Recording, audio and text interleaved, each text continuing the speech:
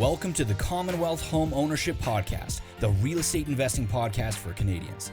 Whether you're a seasoned investor or just getting started, you've come to the right place.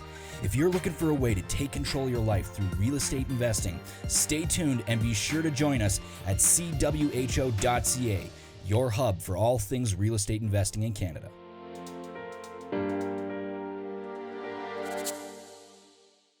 Hey everyone, welcome to another episode of the Commonwealth Home Ownership Real Estate Podcast. This is Mortgage Mondays with Kim Nguyen and with myself and Brad Price, as always.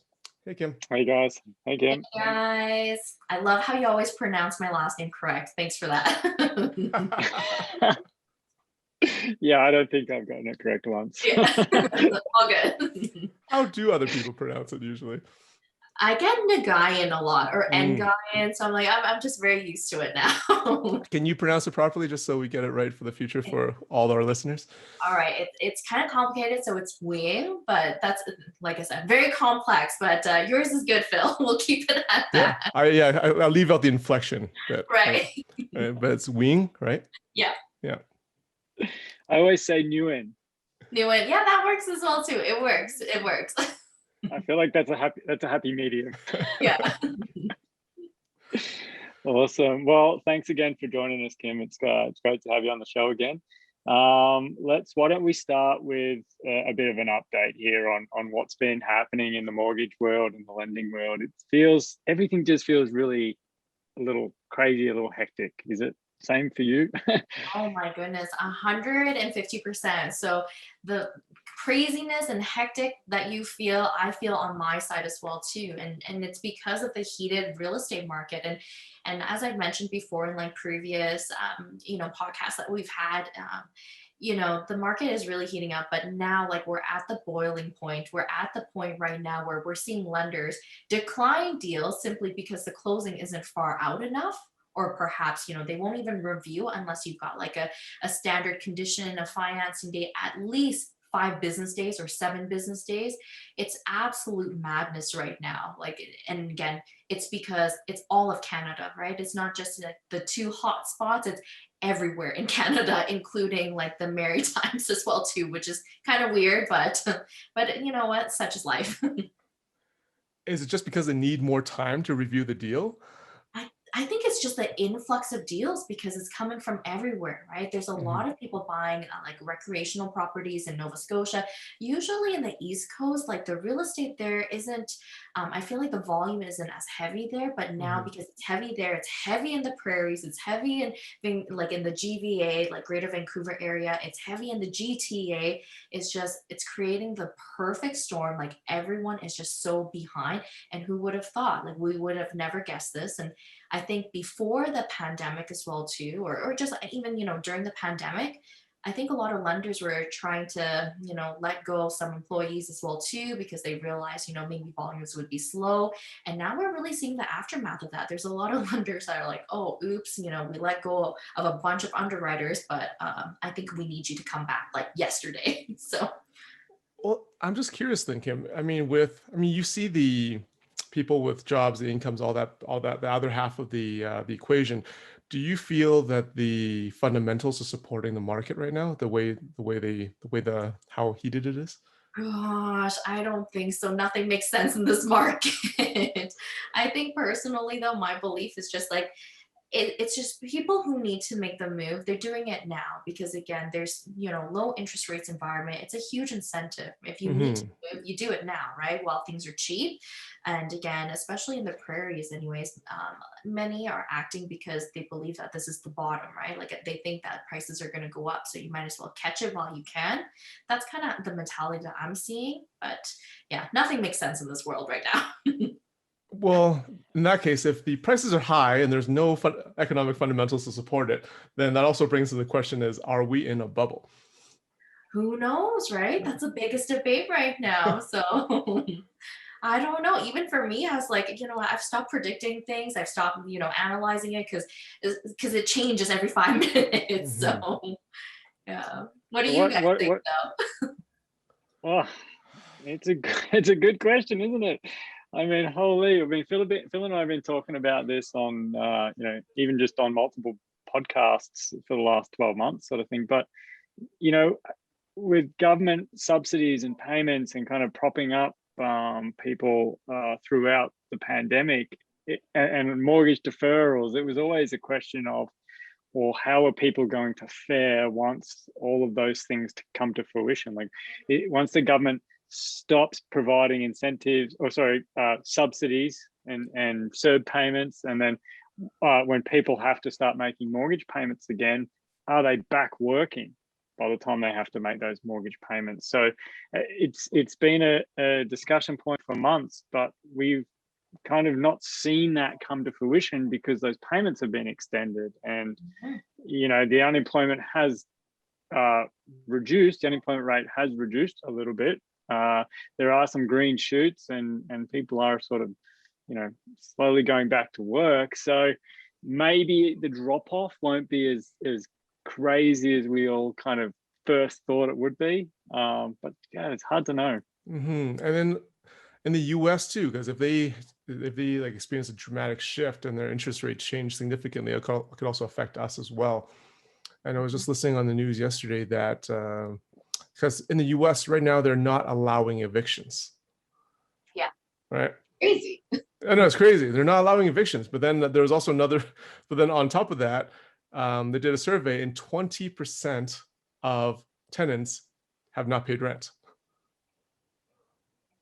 In the US, 20% of however 100 million people.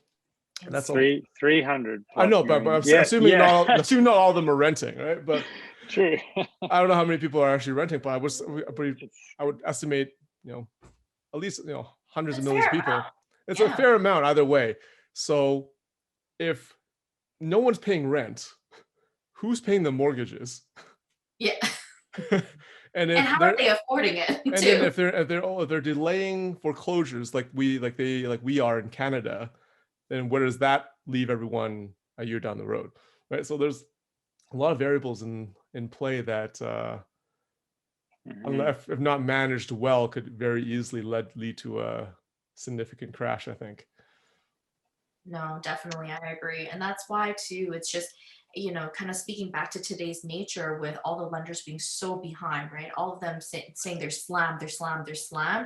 I think all of that kind of relates with when COVID was happening, they thought that the market was gonna slow down. They didn't think that there would be business coming in. Like they were all projecting that it was gonna be a slow year. It was gonna be a very challenging year. But here we are now, like there's some banks, you know, outperforming their targets and stuff just because of how hot this market has been. Yeah, and you have to remember when there's let's just say, for example, the unemployment rate is 11%. And I know you can kind of take it with a grain of salt because there's certain statistics that stop reporting after a certain amount of time, like EI payments, they don't last forever. So, you know, if you look at unemployment at, let's say 11%, that would technically mean that there's still 89% of people working, which those 89% of people might be able to take advantage of low interest rates and get themselves a mortgage in this kind of marketplace. And not only that, then you've got the pent up demand from, you know, people that were maybe planning on listing during the COVID period and have decided not to. And then all of a sudden, as there's less available on the market for those buyers to purchase, that demand creeps in again. And then all of a sudden people say, well, actually, maybe we should put our property on the market. So we might see that shift back to some sort of balanced market maybe. But Phil and I know that there are foreclosures coming. And with CMHC, one of the biggest lenders in Canada, I mean, there's files building up, right? And they had a mandate that they wouldn't foreclose on people during the pandemic. So when will they? When will that happen? And what happens once that commences? And will those numbers be enough to have an effect? If immigration opens back up and there's a high level of immigration again in across the country and especially in Alberta, will that offset the impact of those foreclosures? If so there's so many variables at play here, and we really we really just don't know what's going to happen later on this year. And we got to look at the market too, right? In terms of foreclosures to the percentage of market, like properties for sale as well, right? So It's such a turn of events. And then it's just like, one thing too, like if we were having this chat a year ago, who would have thought that there would be more people coming into Alberta from other parts of the province? I'm seeing a lot of actual, buyers that are from Toronto coming, like relocating here. A lot of Vancouver clients are relocating here. And why? It's because they want to start a family, because the homes here are more affordable, because they can do their job remotely. And why not have an actual home with a yard? I was like, oh, that is, it's a good way of thinking. It's Alberta is a great place to be. Like, it's cheaper to live here for sure. And if you can keep your job elsewhere and do everything remote, why not? So very strange turn of events. We're not getting the immigration, like the new immigrants coming here to Alberta, but we're seeing from other provinces come back into Alberta, which is bizarre. Mm-hmm. Like, I mean, any predictions we made last year completely got turned on its head because we assumed that there would be a drop in the market. Yes. There wasn't, right? Yeah. CMHC predicted an 18% drop in the market. That didn't even, that was completely the opposite happened. Opposite, yeah. So I think anything we say right now will probably be proven false pretty soon. Yeah, But, absolutely. yeah. I think CMHC, didn't they come out or release a statement apologizing for their misinformation? Totally. I think they estimated about 35% drop. It was. That's why I'm saying, like, in times like this, a global pandemic, like, you can't really predict anything. You really can't. And it's just, even with this madness leading up to the last couple of weeks as well too, like, who would have thought that, all, like, lenders are busy, appraisers are busy, like, it's just, the list goes on and builds up from one another. It's insane. So, Kim, what are you seeing in terms of interest rates right now? So we think, there's a little bit of a murmur occasionally on social media about things happening in the background with bond yields and fixed rates going up, but maybe variable staying where they are. So what's happening with the big banks right now? Yeah, for sure. So as you guys know, two sets of rates available in Canada, right? Either you do a fixed rate or a variable rate. And with the fixed rate, it is guided by the bond yields. So with bond yields going up, obviously the fixed interest rates, we've seen little movements as well too. And even up to like last week, we've seen like incremental changes as well. Now, I'm not too sure if it's going to go up anymore. Like, I'm thinking that because we're going into the spring market, we're seeing more lenders open up more promotions. I think they may just pause it for a little while. So in terms of fixed interest rates, like, I mean, the range is really anywhere between, like, we're seeing lenders offer as low as 1.49 up to 2.24. It just depends on, the term that you take. So whether you want to do something a little bit shorter term or something a little bit longer term, but that's kind of the range that we're working with, right? Now, on the variable rate side, though, what we're seeing is that lenders have actually increased their discount. So with the variable rate, it's always prime less a discount, right? So it's always prime minus something.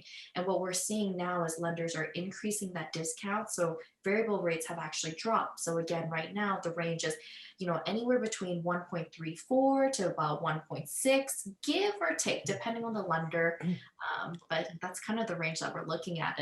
And for me, I am a variable rate believer, like day in and day out for various reasons. So that would be my pick right now. Like, if someone's in the market, like, I'd say really look heavily into your variable rate, just because it's the discount that matters, right? Like, that's the big key thing to remember. Why, Kim, why would the banks discount that more heavily than the fixed? What's their intention there? You know what? I think their intention really is because banks make a lot more money on variable rate mortgages rather than fixed rate mortgage. So that's something that a lot of consumers aren't aware of. And that's why, if they can increase that discount, they're still ahead of the game. They're still making money.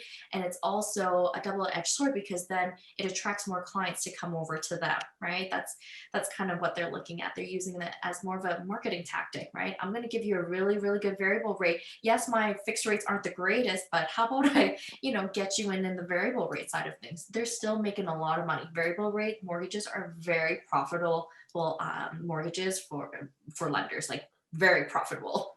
How does that work versus fixed rate then? Like, I mean, fixed rate is higher with very lower variable rate. How do they make more money on the variable versus the It's the fixed? overnight rate. That's the thing. That's the thing that they're banking on, right? So that's why.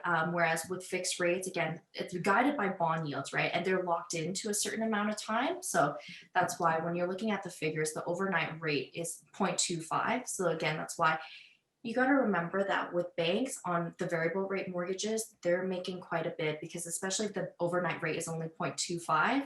So that's spread, right? That's That's right. where they make the. Exactly. So some insider tips. But again, Hmm. like variable rate to me anyways, I think like from a consumer standpoint, it makes a lot of sense, especially if we're comparing to the way that fixed rates are right now, because there's some lenders right now for a 5-year fix, they're offering like 2.12. Like that's quite high when you can get a variable rate as low as 1.34. The spread is quite large, right? When a few months ago when the spread was a little bit more on par, like it was maybe 10-20 points spread, I would say if you're looking for that security, then maybe the 5 years would make sense at that point. But now like the spread is massive, so it almost makes more sense to kind of take the variable just to ride it out. But again, Hmm. it depends on your comfort because it can change, right? That rate can change. Hmm. And as busy as the lenders are right now, has qualifications gotten easier, same, more difficult? It is still the same, unfortunately. So same old, same old. There have been some talks though in the industry, just asking for some government intervention, which I hope it doesn't happen. Like there have been some talks in the industry that they want the government to come in to, maybe stop this bubble that we're in. But yeah, we're hoping that doesn't happen. And we're hoping, if anything, like they come in and intervene and maybe make the process a little bit more easier for first time buyers, right? Like anyone who's actually looking to buy like a primary residence rather than hurting them, right? That's the whole intent here. But yeah, some rumblings though. There are some rumblings in the industry. What sort of policy changes are they talking about in the industry? What would You they know, be looking at doing? I think if you guys remember, just right before COVID, they were actually thinking of making the stress test a lot easier because rates were so low. Because right now, the way that the stress test works is you need to qualify on your actual interest rate plus 2% or the benchmark rate, which is currently sitting at 4.79%. And like they're thinking back then, which was like over a year ago, a year and a half ago, was that this is really unfair because interest rates will never get up to the 4% mark. Like it's very hard for us to get up to that. So why are you qualifying based on that interest rate? It doesn't make any sense.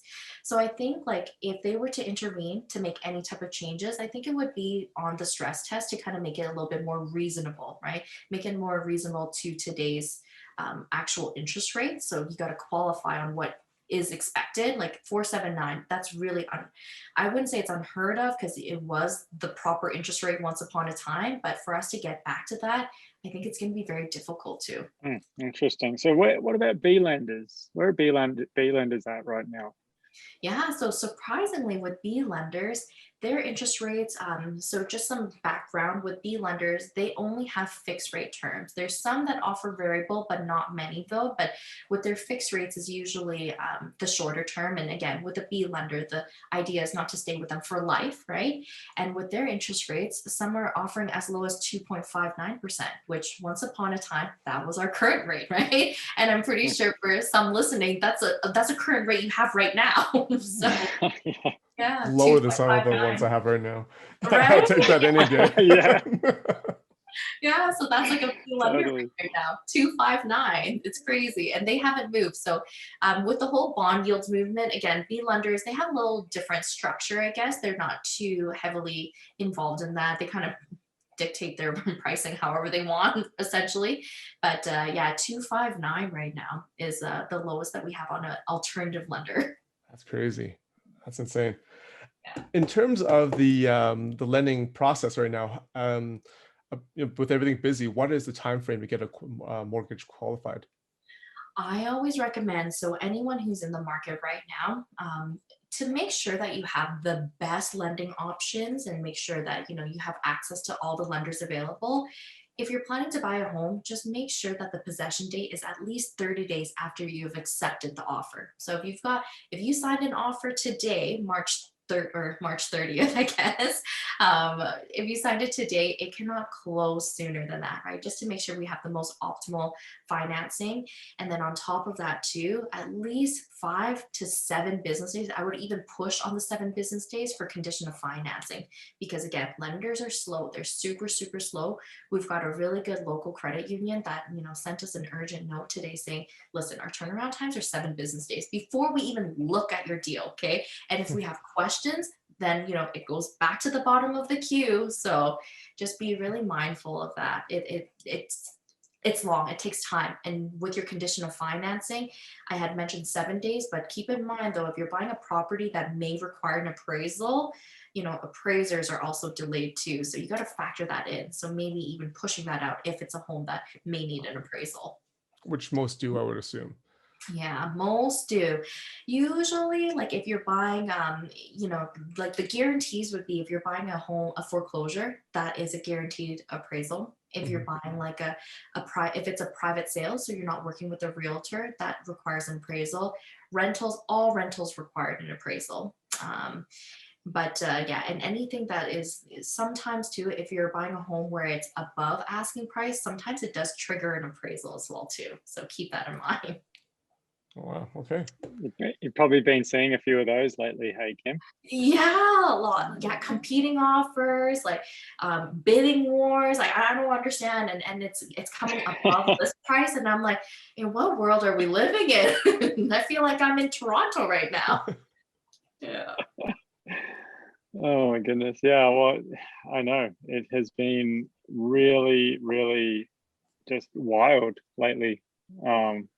From a lot of different perspectives, buying and selling. So yeah, I can't imagine what it's like in your world now, trying to get a mortgage approval across the line in 7 days. I think that's probably pretty unheard of. It is tough. It is very tough, right? But again, too, if there are those deals that require shorter time frames, because maybe you want to be competitive, my one advice to many of my clients is you have to be okay with not being able to get the best rates, right? You need to be okay with that, because maybe we need to find one of those lenders that are, that can handle the capacity. Like right now, their turnaround times are really fast, but they're not going to give you the best rate though. So just, something to be mindful of. It's not like it can't be done. It's just, there is a cost to it. Okay. So I guess takeaway from today, look at variable rates, consider B lenders because their rates are actually pretty solid. And if you're buying a place, factor in a little bit more time to make sure that all the conditions go through. Am I missing anything, Kim? Nope, you've got it. 100%. Perfect. Yeah. No, thanks very much, Kim. We'll see you in a couple of weeks. Yeah. Sounds good. Thanks, guys. Yeah, thanks for your time. Thank you for listening to the Commonwealth Home Ownership Podcast. Be sure to check out all of our past episodes and our ever-growing library of content at cwho.ca. Until next time, remember to get out there, take action, and create a life of wealth by design.